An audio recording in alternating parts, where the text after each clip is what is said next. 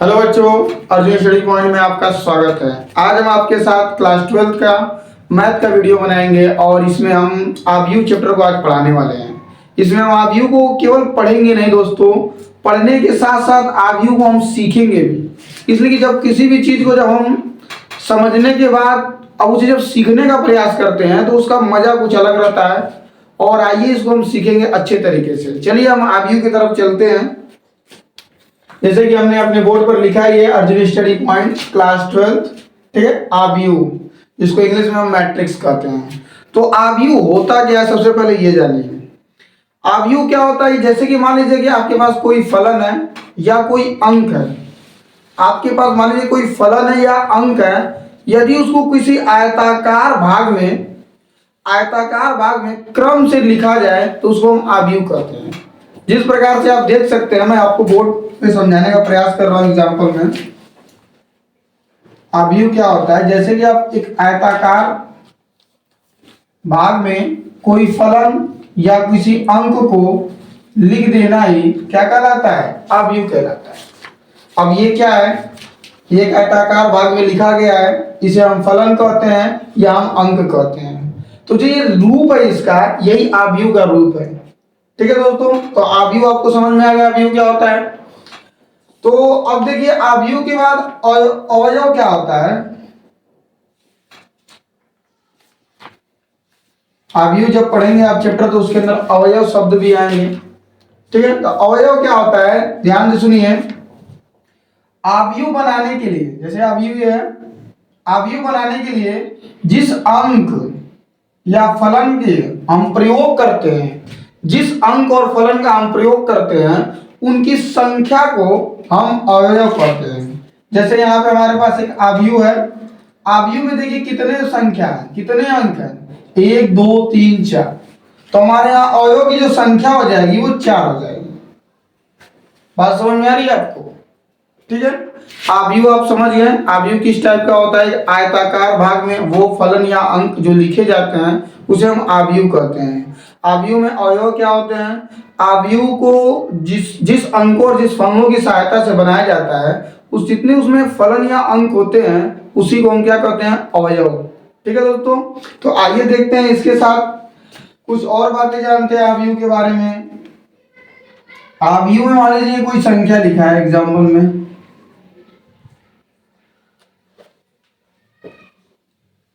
तो आव्यूह में 2 चीजें होती हैं, उसको ध्यान दीजिएगा आप लोग। एक होता है पंक्ति। क्या होता है? पंक्ति। और दूसरा जो होता है स्तंभ। पंक्ति का मतलब क्या होता है? पंक्ति का मतलब होता है, जैसे ये आव्यूह कोई है आपके पास, यदि कोई संख्या इस तरीके से लिखी गई है उसे हम पंक्ति कहते हैं। जैसे इसमें देख सकते हैं आपकी 2 3 4, ये एक पंक्ति में, किसमें है? एक पंक्ति के अंतर्गत है, जिसे इंग्लिश में हम रो कहते हैं। ठीक है, और यदि कोई संख्या है, ये पंक्ति को हम कह सकते हैं कि ये क्षैतिज रूप में होता है। किस रूप में होता है? क्षैतिज रूप में। ठीक है, और स्तंभ क्या होता है? स्तंभ का मतलब होता है कॉलम, इंग्लिश में उसे कॉलम कहते हैं। ठीक है, जैसे ये आपको दिख रहा है, ये वाला हिस्सा, ये क्या है? स्तंभ है। ये क्या है? स्तंभ है। यहाँ पे आप देख सकते हैं ये क्या है? दूसरा स्तंभ है। और ये आप देख सकते हैं ये कौन सा स्तंभ है? तीसरा, जिसको अन्य भाषा में ऊर्ध्वाधर कहते हैं।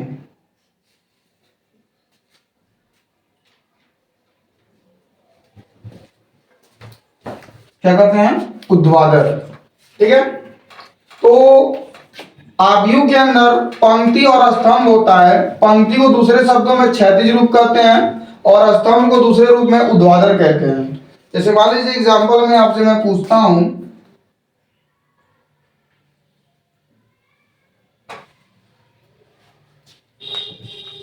आपसे कोई पूछे कि इसमें कितनी पंक्तियां हैं, तो आप क्या बताएंगे? आप देखिए इसमें जो क्षैतिज रेखा कितनी है, एक तो यहां पे है एक पंक्ति, और ये दूसरा, ये कौन सी पंक्ति होगी? दूसरी। स्तंभ क्या है? ये पहला स्तंभ हो गया, और ये क्या हो गया दूसरा स्तंभ। ठीक है, यदि मान लीजिए इसी में कुछ इधर देख लेते हैं कुछ एग्जाम्पलों को।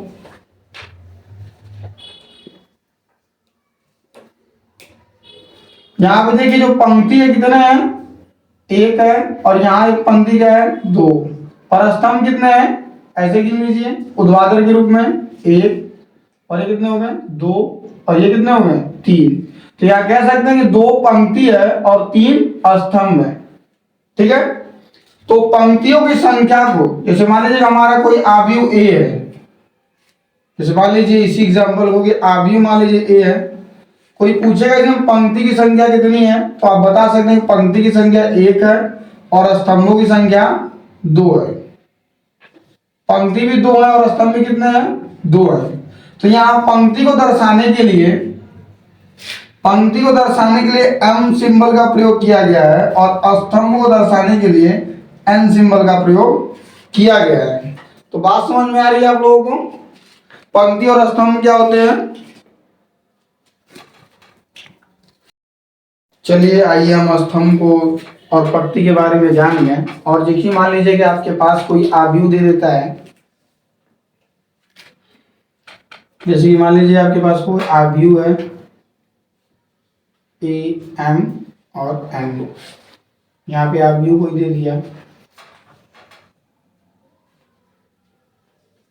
ठीक है, तो आपको ये पता करना होगा कि आव्यूह क्या है। ठीक है, तो आव्यूह में यम जो यन है ये दर्शाते हैं पंक्ति को और ये दर्शाता है स्तंभ को। यहाँ तक बातें आपको समझ में आ रही है। ठीक है, अब हम बताएंगे आपको कि पंक्ति और स्तंभ में क्या है। जैसे मान लीजिए ये वाला जो पद, जैसे मान लीजिए यहाँ पे लिखते हैं, फिर आपको अच्छे से समझ में आएगा। आव्यूह के अंदर जो ये वाला है ना, जो अंक ये लिखा है दो, ये देखिए यहां से ये पहले पंक्ति में है और पहले स्तंभ में है। इसको हम क्या लिख सकते हैं कि A11, मतलब ये पंक्ति है और ये क्या है स्तंभ है। जैसे कि हमने अभी बताया कि ये AMN होता है, AMN। तो हम देखेंगे यहाँ पे जो ये पंक्ति हमको रिप्रेजेंट करता है, तो ये पहले पंक्ति में क्या है दो है, पहले पंक्ति में है तो वन, और ये कौथे पंक्ति स्तंभ में है पहले में।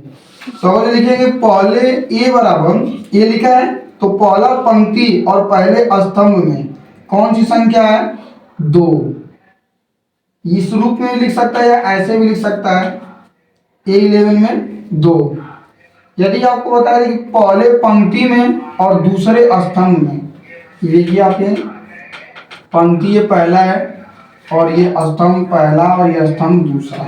यहाँ समझिएगा, यदि पहला पंक्ति हो और दूसरा स्तंभ हो, पहला पंक्ति है और दूसरा क्या है स्तंभ है, ये पहला पंक्ति है और ये दूसरा स्तंभ है, पहला ये पंक्ति और ये दूसरा स्तंभ, तो A12 का मान कितना हो जाएगा 3।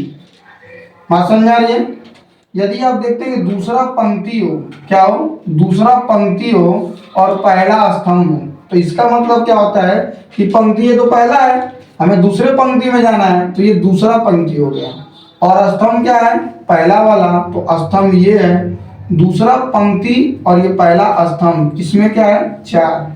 मतलब कि A जो 21 है इसको इस रूप में भी लिख सकते हैं, ये कितना हो जाएगा 4। यदि आपसे कोई पूछे कि दूसरा पंक्ति और दूसरा स्तंभ क्या हो सकता है, तो आप दूसरे पंक्ति में आ गए और ये दूसरा स्तंभ क्या आ रहा है 5, मतलब कि A जो 22 है वो क्या हो जाएगा 5 हो जाएगा। बात समझ में आ रही है। जो A के नीचे जो पद है वो पहला पद पंक्ति को और दूसरा पद स्तंभ को दर्शाता है। नहीं समझ में आ रहा, फिर से देख लीजिए, यहाँ लिखा है A, यम और यन की जगह क्या लिखा है पंक्ति की जगह पहला पंक्ति और स्तंभ की जगह पहला स्तंभ, तो पंक्ति पहला और ये स्तंभ पहला, तो वैल्यू कितना है 2, इसीलिए A11 का मान कितना है 2। यहाँ लिखा है A पहली पंक्ति और दूसरा स्तंभ, पहली पंक्ति और दूसरा स्तंभ, तो पहली पंक्ति ये है और ये दूसरा स्तंभ है, वैल्यू कितना है 3, इसीलिए A12 बराबर क्या हो गया 3, या A बराबर क्या हो गया 3। यहाँ देखिए ये दूसरी पंक्ति और पहला स्तंभ है, देख रहे हैं ध्यान से, ये दूसरी पंक्ति और ये क्या है पहला स्तंभ है। तो दूसरी पंक्ति में आ जाइए और पहले स्तंभ में आ जाइए, वैल्यू आपको क्या दिख रहा है 4, तो A21 बराबर क्या हो गया 4। ठीक है, यहाँ देखिए बोल रहा है कि दूसरा पंक्ति है और दूसरा स्तंभ भी है, तो ये दूसरी पंक्ति में आप चले जाइए और दूसरे स्तंभ में चले जाइए, A22 बराबर क्या हो गया 5। बात समझ में आ रही है? तो आप लोग बात समझ गए तो थोड़ा सा इसको नोट कर लीजिए, और जिसको बात ना समझ पर थोड़ा सा वीडियो को पीछे कर देख लें। ठीक है, तो चलिए आपके सामने ये आव्यूह का पहला क्वेश्चन आ चुका है बोर्ड पर। ऐसे आप देख सकते हैं कि आव्यूह ए नाम से दिया गया है, एक आयताकार भाग में लिखा हुआ है। मैंने बताया था कि जो आव्यूह रहेगा हमेशा आयताकार भाग में लिखा रहेगा, उसके अंदर जो फलन जो अंक होंगे ये आव्यूह को प्रदर्शित करते हैं। तो ये आव्यूह आपके सामने, और इसमें पहला प्रश्न पूछा है कि आव्यूह की कोटि, कोटि क्या होता है? कोटि होता है पंक्ति गुणे स्तंभ। हमने बताया था आपको कि पंक्ति को m से और स्तंभ को n से दर्शाते हैं। तो कोटि यदि किसी भी आव्यूह का आपको कोटि ज्ञात करना है तो आप क्या करेंगे, पंक्ति गुणे स्तंभ कर देंगे तो आपको कोटि पता चल जाएगी। पंक्ति गुणे स्तंभ का मतलब क्या हुआ कि हमें पंक्तियों की संख्या पता चल जाए कितने पंक्ति हैं, और स्तंभों की संख्या पता चल जाएगा, उसी को हम कोटि कहते हैं। तो आइए इसमें देख सकते हैं पंक्ति कितने। हमने बताया कि जो क्षैतिज रेखा में होता है उसे हम पंक्ति कहते हैं, और जो ऊर्ध्वाधर रेखा में होता है उसे हम क्या कहते हैं, स्तंभ कहते हैं। तो जैसे आप गिन सकते हैं यहाँ पे कि पंक्ति कितने हैं। जैसे मान लीजिए पहला हो गया ये पूरा, ये दूसरा पंक्ति हो गया, और ये क्या हो गया तीसरा पंक्ति। मतलब इसमें m की वैल्यू क्या है, पंक्ति की वैल्यू क्या है 3 है। ठीक है, और इसमें देख सकते हैं स्तंभ कितने हैं, ये 1 हो गया, ये 2 हो गया, ये 3 हो गया, और ये क्या हो गया 4। मतलब n की वैल्यू क्या है 4। पंक्ति इसमें 3 है आप देख सकते हैं, और स्तंभ कितने हैं 4। तो हमें आव्यूह की यदि कोटि लिखना है तो आव्यूह की जो कोटि हो जाएगी, आव्यूह की जो कोटि होगी, आव्यूह की जो कोटि होती है, आव्यूह की जो कोटि होती है वो होता है पंक्ति गुणे स्तंभ, पंक्ति गुणे स्तंभ। तो जो पंक्ति को हम m से प्रदर्शित करते हैं और स्तंभ को n से। तो यहां देख सकते हैं कि जो m है वो 3 है और जो स्तंभ है वो 4। तो यहाँ आव्यूह की जो कोटि है वो क्या हो जाएगी 3 इंटू 4 या 3 गुणे 4। ये हो गया पहले का आंसर। ठीक है, बात समझ में आई। और जब भी आपसे किसी भी आव्यूह का जब कोटि पूछेगा तो तुरंत आप क्या करेंगे कि पहले पंक्ति निकालेंगे उसमें, फिर उसके बाद आप स्तंभ को ज्ञात करेंगे, और फिर आप पंक्ति गुणे स्तंभ कर देंगे तो वो हो जाएगी आव्यूह की कोटि। क्या हो जाएगी वो आव्यूह की कोटि। अब दूसरे प्रश्न में दिया है कि अवयवों की संख्या। मैंने बताया था किसी भी आयताकार भाग में जो अंक और जो फलनों की जो संख्या होती है, जो उनको काउंट करने पे जो आता है उसको हम क्या कहते हैं, उसको हम कहते हैं अवयव। ठीक है, अवयवों की संख्या। और दूसरा तरीका इसका ये भी है, यदि हम पंक्ति और स्तंभ का गुणा कर दें, पंक्ति और स्तंभ का क्या कर दें गुणा कर दें, तो हमें पता चल जाता है कि उस आयताकार भाग में कितने कितने अवयव हैं। ठीक है, तो आइए इसको पता करने के लिए हम क्या कर सकते हैं, अवयवों की संख्या।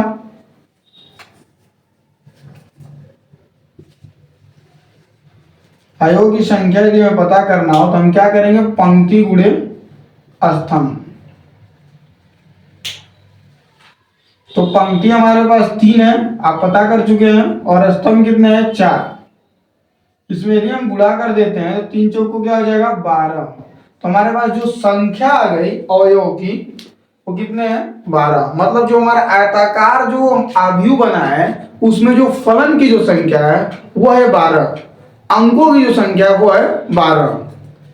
आप चेक भी कर सकते हैं, इस तरह गिन लीजिए 1 2 3 4, और ये 3 पंक्ति 3 चौक 12 हो गया।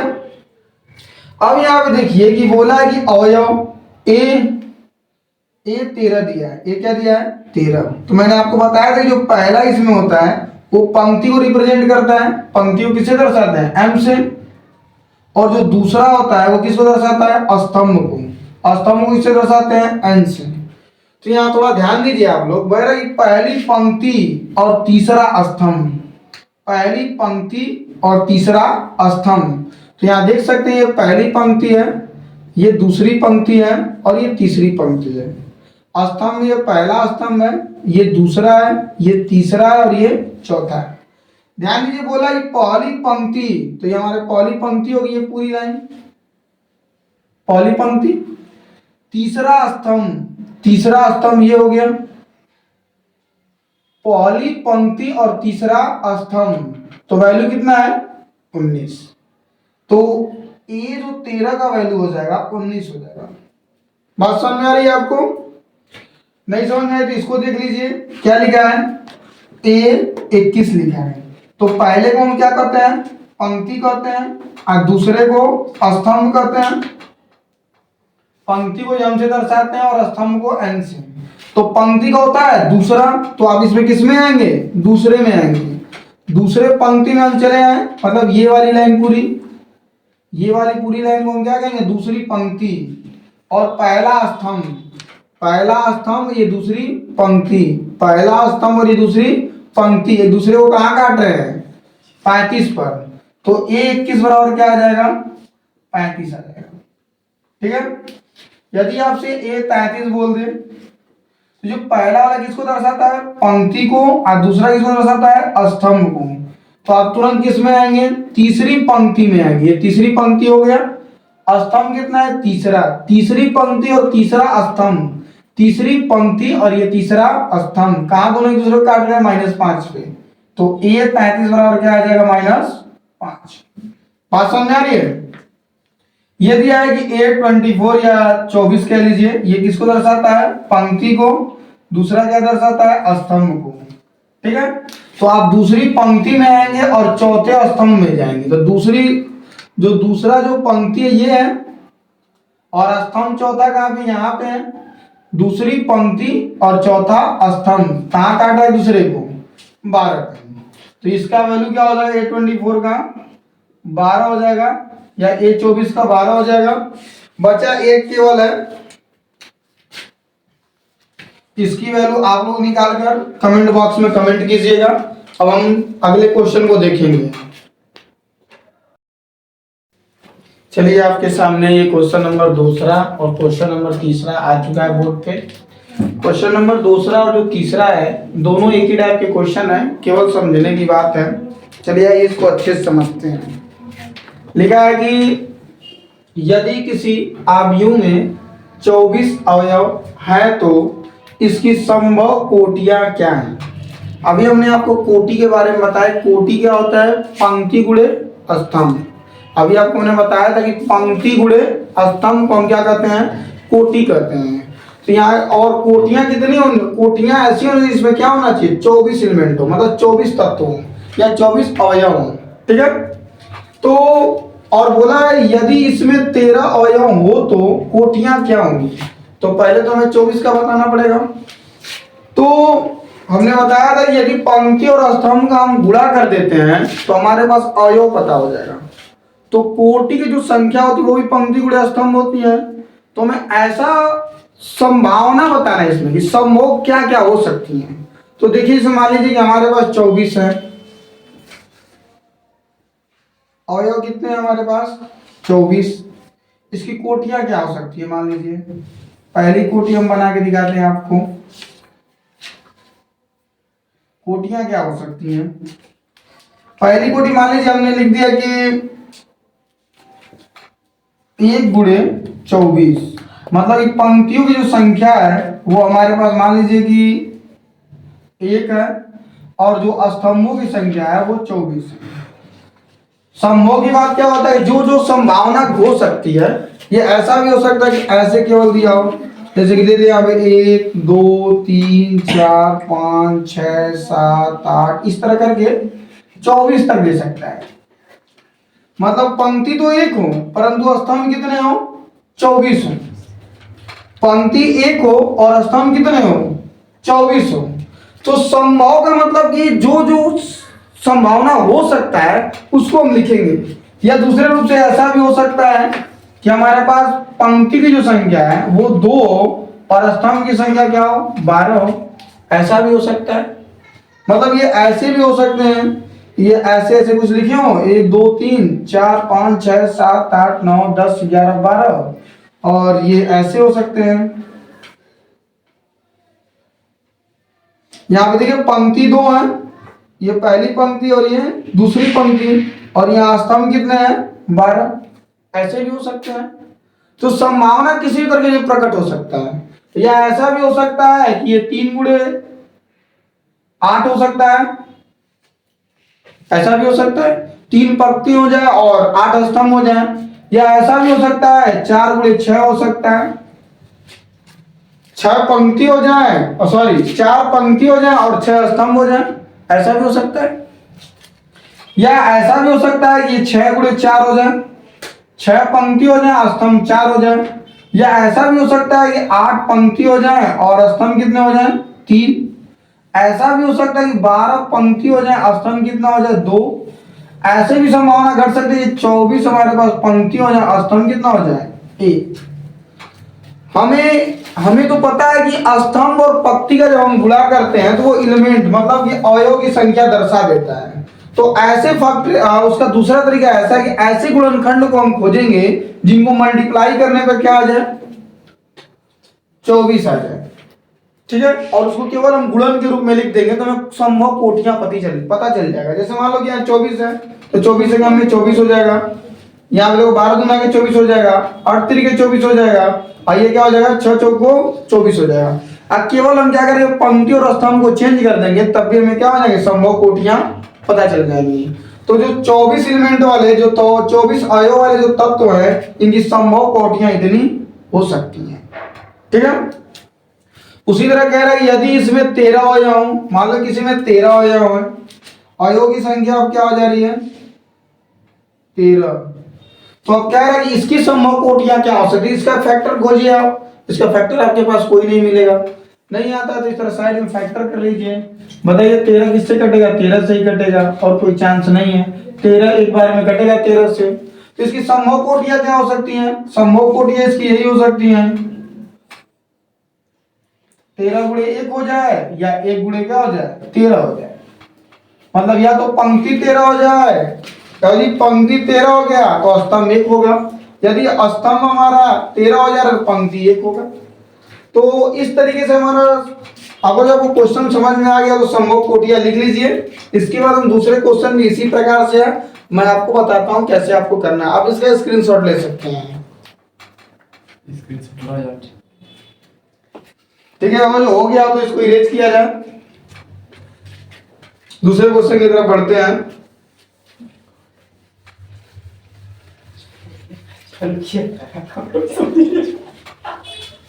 बंद कर रहे हैं। दूसरे जो क्वेश्चन इसमें लिखा है कि यदि किसी आयु में 18 अवयव हैं तो इसकी संभव कोटियां क्या होंगी। मैंने अभी आपको समझाया कि जो अवयव हैं कितने हैं, 18 हैं। तो इसका फैक्टरेशन कर दीजिए, किससे किससे ये कट सकता है, संभावना प्रकट कर दीजिए, तो आपको कोटियां पता चल जाएंगी। कैसे पता चलेंगी, देखिए पहले तो आप 1 से डिवाइड कीजिए, किसी भी संख्या को 1 से डिवाइड करेंगे तो कितनी बार में कटेगा, 18 बार में। जितनी संख्या उतनी बार में कटेगा। तो 1 से डिवाइड करेंगे कितनी बार में कटेगा, 18 बार में। फिर इसको 2 से डिवाइड कीजिए, 2 से डिवाइड करेंगे 18 को कितनी बार में कटेगा, 9 बार में कटेगा। फिर इसको 3 से डिवाइड कर दीजिए, कितनी बार में कटेगा, 6 बार में कटेगा। फिर ये 4 से तो कटेगा नहीं, 5 से भी नहीं कटेगा, 6 से कटेगा, तो 6 3 18 हो जाएगा। फिर देखिए किससे कटेगा, 9 से कटेगा। फिर किससे कटेगा, 18 से ही कटेगा। तो आप देख सकते हैं इसकी संभव कोटियां क्या बन मिल चुकी हैं आपको। इस तरीके से आप इसको ज्ञात कर सकते हैं। आगे लिखा यदि इसमें 5 आए हो तो संभव कोटियां क्या होंगी। अवयवों की संख्या क्या दे दिया है, 5 दे दिया है। तो कोटियां कैसे निकालेंगे आप लोग, 5 का फैक्टर कर दीजिए। क्या क्या हो सकता है, 5 1 से कटेगा, एक से कितनी बार में कटेगा? 5 बार में कटेगा। 2 से नहीं कटेगा, 3 से भी नहीं कटेगा, 4 से भी नहीं कटेगा, वो किससे कटेगा? आप सीधे 5 से। तो इसकी संभव कोटियां ये हो सकती हैं। ठीक है, आप इसका स्क्रीनशॉट ले सकते हैं। अब हम चलेंगे अगले क्वेश्चन की तरफ। चलिए, आपके सामने चौथा क्वेश्चन आ चुका है चैप्टर आबीयू के 3.1 का। तो चलिए देख लेते हैं। लिखा है कि एक 2 × 2 आबीयू ए, जो आई इसमें है, जो ये आई है, ये पंक्ति को रिप्रेजेंट करता है, मतलब कि एम को, और जो जे है ये एन को रिप्रेजेंट करता है। मतलब जो आई है एम के रूप में है और जो जे है वो एन के रूप में है। की रचना कीजिए जिसके अवयव निम्नलिखित प्रकार के प्रदत्त है। यहाँ पे दे दिया है अलग अलग प्रकार के क्वेश्चन। तो आइए सबसे पहले हम 2 × 2 का आबीयू बना लेते हैं। एक आबीयू बनाते हैं जो 2 × 2 का है। तो पहले मान लीजिए कि 1 और 1, दूसरा मान लीजिए 1 और 2, 2 और 1, और एक है 2 और 2। आप देख सकते हैं कि जो ये आबीयू है कितने का है? 2 × 2, मतलब पंक्ति भी 2 है और स्तंभ भी क्या है? 2 है। यही तो बोला है आपका प्रश्न कि एक 2 × 2 का आबीयू बनाइए, रचना कीजिए जिसके अवयव निम्नलिखित प्रकार से हैं। तो हमने बना लिया। मतलब इसका मतलब कि दूसरी पंक्ति है और दूसरा स्तंभ भी है। तो इसका भी मतलब क्या हुआ? दूसरी पंक्ति और दूसरा स्तंभ भी है। तो आइए इसी पे हम इस क्वेश्चन को लगाएंगे। जैसे कि पहला दिया है कि ए आई जे आई प्लस जे का स्क्वायर अपान में 2। तो हम क्या रखेंगे? A11 रखेंगे। मान लीजिए जो पहला वाला पद है वो आई का पद है, जो दूसरा वाला पद है वो जे का पद है। तो जहां पे आई रहेगा वहां पे हम 1 रख देंगे, और जहां पे जे है वहां पर भी क्या रख देंगे? 1। तो आप देख सकते हैं कि 1 1 जोड़ेंगे 2 हो जाएगा। और स्क्वायर 2 पे 2 का मतलब होता है 2 × 2 अपान में 2। 2 से 2 कटेगा, क्या बचेगा? केवल 2 बचेगा। इस तरीके से तो आप क्या करेंगे कि अब इन सभी से इसका हल आंसर निकालेंगे।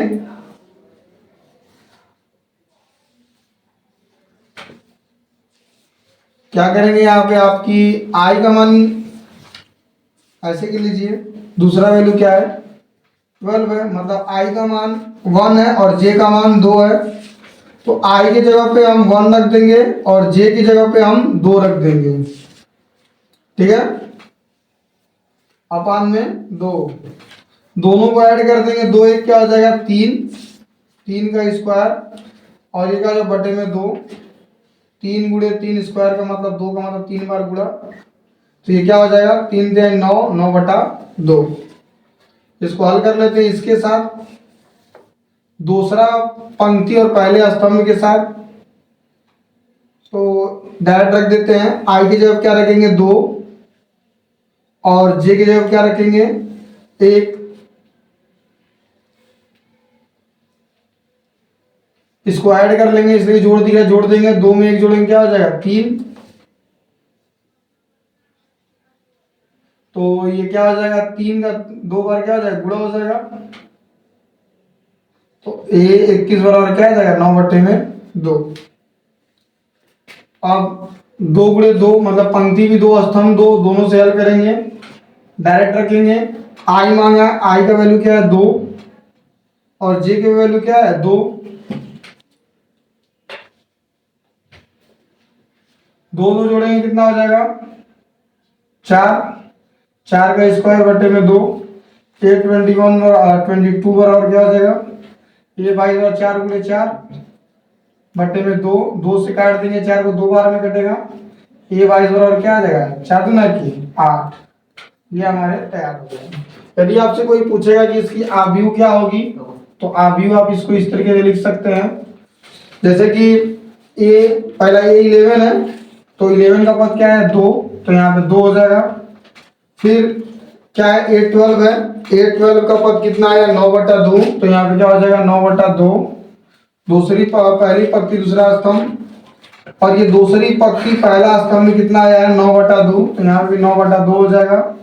और यहाँ पे दूसरी पंक्ति और दूसरे स्तंभ में क्या है 8, तो यहाँ पे क्या हो जाएगा 8। मतलब इसका अभी ये हमारे पास तैयार होगा। आपको बात समझ में आ रही है? आप इसको पीछे करके भी देख सकते हैं, ठीक है। आप इसका स्क्रीनशॉट ले लीजिए। इसके बाद हम क्या करेंगे, अगले वाले पद्धति को बताएंगे। चलिए स्क्रीनशॉट आप लोग ले चुके हैं, तो थोड़ा इसकी इरेज किया जाए।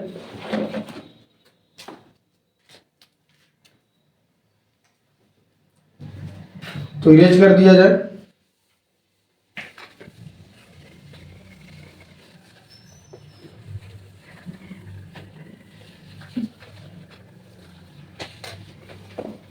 दूसरे वाले को लगाते हैं। दूसरा वाला क्या दिया पद्धति लिखा है दूसरे वाले में कि ए आई जे आई अपान में जे, इसकी अभी क्या तैयार होगी, अब हम पता करेंगे अभी। तो पता करने के सबसे पहले ये भी 2 × 2 का ही है, तो पहली पंक्ति पहला स्तंभ, तो चलिए यहाँ से हल करते हैं। पहली पंक्ति और पहला स्तंभ, मतलब कि आई का भी मान 1 है और जे का भी मान क्या है 1 है, तो आई की जगह भी 1 रखेंगे और जे की जगह भी क्या रखेंगे 1। 1 से 1 कट जाएगा, क्या आएगा 1, ठीक है। यदि हम A12 का पद को ज्ञात करते हैं, मतलब पहली पंक्ति दूसरा स्तंभ, तो क्या है फार्मूले में आई अपान जे, तो आई की जगह पे क्या है 1 है और जे की जगह पे क्या है 2, ठीक है। यदि हम ए दूसरा पंक्ति और पहला स्तंभ को ज्ञात करते हैं, तो फार्मूला वही है आई अपान जे। तो आई क्या है, आई हमारा 2 है और जे क्या है 1 है, तो ये हमारा आई है और ये क्या है हमारे पास जे। मैंने बताया था पहले वो पंक्ति का, दूसरे को स्तंभ कहते हैं। तो पंक्ति क्या है 2 है और स्तंभ क्या है 1। अब इसको डिवाइड करेंगे तो 1 से भाग देने मान में कोई परिवर्तन नहीं होता है। अब मान लीजिए ए 22 पद को ज्ञात करते हैं, तो यहाँ पंक्ति भी 2 है और स्तंभ भी क्या है 2 है, मतलब कि आई अपान जे, तो पंक्ति भी 2 है और स्तंभ भी क्या है 2। 2 से 2 कट जाएगा, क्या आएगा 1 आएगा। अब इसकी अभी उचित अभी क्या बन सकती है A11, तो 11 की जगह क्या है 1, तो 1 हो जाएगा। A12, 12 के पद की जगह क्या है 1/2, तो 1/2 हो जाएगा। A21 दूसरा पंक्ति पहला स्तंभ कितना है 2 है, फिर 2 हो जाएगा। 22 दूसरा पंक्ति दूसरा स्तंभ क्या है 1 है, तो 1। इसकी उचिता भी ये होगी। आप लोग इसका स्क्रीनशॉट ले सकते हैं। चलिए ठीक है, स्क्रीनशॉट हो गया, तो आगे क्वेश्चन को बताते हैं। तीसरा पद्धति बचा हुआ है, इसको भी लगा लेते हैं।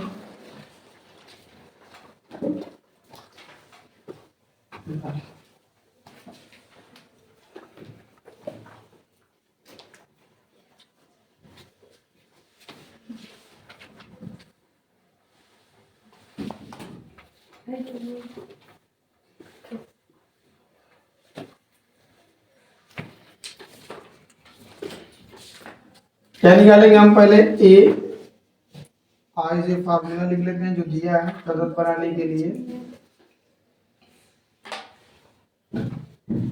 तो A11 निकालना है। यहाँ पे देखिए आई का मान 1 है और जे का मान 1 है। यहाँ ध्यान देते रहिए, मैं बार बार दिखा रहा हूँ आपको।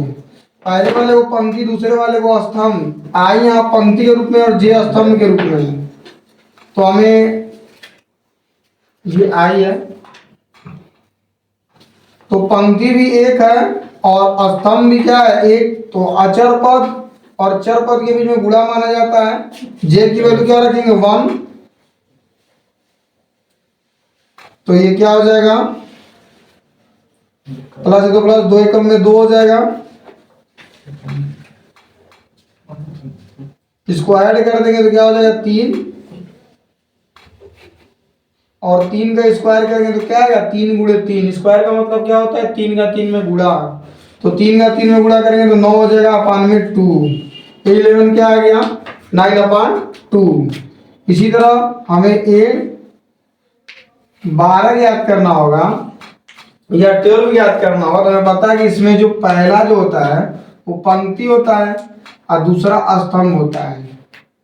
तो पंक्ति को आई से रिप्रेजेंट कर रहे हैं और जे से इसको रिप्रेजेंट कर रहे हैं।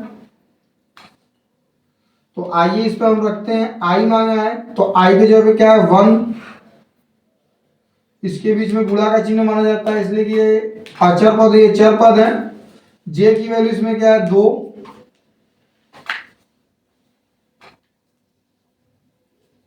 तो 1 2 का 2 मल्टीप्लाई करेंगे क्या हो जाएगा 4, ऐड करेंगे 4 क्या हो जाएगा 5 का स्क्वायर बटे में 2। स्क्वायर का मतलब होता है उसी संख्या का उसी में गुणा। 5 का 5 में गुणा करेंगे क्या हो जाएगा 5 5 25 बटे में 2। चलिए अब तीसरा, दूसरी पंक्ति और पहला स्तंभ निकालते हैं। A21 तो आई की वैल्यू इसमें क्या है 2 है और जे की वैल्यू क्या है 1 है। तो आई के जगह हम 2 रखेंगे और इसके बीच में गुणा माना जाता है। जे की जगह क्या है 1,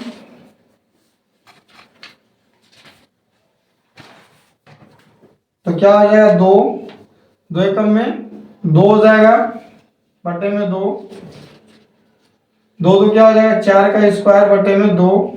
A21 पद क्या आ जाएगा 4 का 4 में गुणा करेंगे 16 हो जाएगा, 5 में 2, 2 से काट देंगे। A21 का पद क्या आएगा 8 आएगा। ठीक है, बात समझ में आ रही है। अब दूसरा पंक्ति दूसरा स्तंभ निकालेंगे। फार्मूला वही है, पहले आई की वैल्यू और दूसरा क्या है जे की वैल्यू। तो आई के जब ये पहले ब्रैकेट में क्या मांगा आई, तो आई का मान 2 है तो 2 रख देंगे, प्लस है तो प्लस, फिर 2 और इसके बीच में गुणा का चिन्ह माना जाता है तो 2 गुणे जे की वैल्यू, 2 गुणे जे की वैल्यू क्या है 2। तो A20 बराबर क्या हो जाएगा ये 2 हो जाएगा और ये 2 दूनी के 4, 4 में 2 जोड़ेंगे 6 का स्क्वायर अपन में 2, तो 6 का वर्ग करेंगे तो 6 का 6 में गुणा करेंगे तो 6 जगह क्या हो जाएगा 36 अपान में 2, 2 से डिवाइड कर देंगे। A22 का पद क्या आ जाएगा 18। तो इसका जो उचित आव्यूह है आपके पास क्या मिलेगा, पहली पंक्ति पहला स्तंभ क्या है 9/2, पहली पंक्ति दूसरा स्तंभ क्या है 25/2, दूसरी पंक्ति पहला स्तंभ क्या है 8, दूसरी पंक्ति और दूसरा स्तंभ क्या है 18। आप लोगों को बात समझ में आ रही है? नहीं समझ में आ रही है तो वीडियो को थोड़ा सा बैक करके देख लीजिए आप लोग, और आप लोग इसका स्क्रीनशॉट ले सकते हैं। मैथ के इस तरीके से वीडियो को देखने के लिए हमारे चैनल को सब्सक्राइब करें और कमेंट में जरूर लिखें आपको वीडियो कैसा लगा।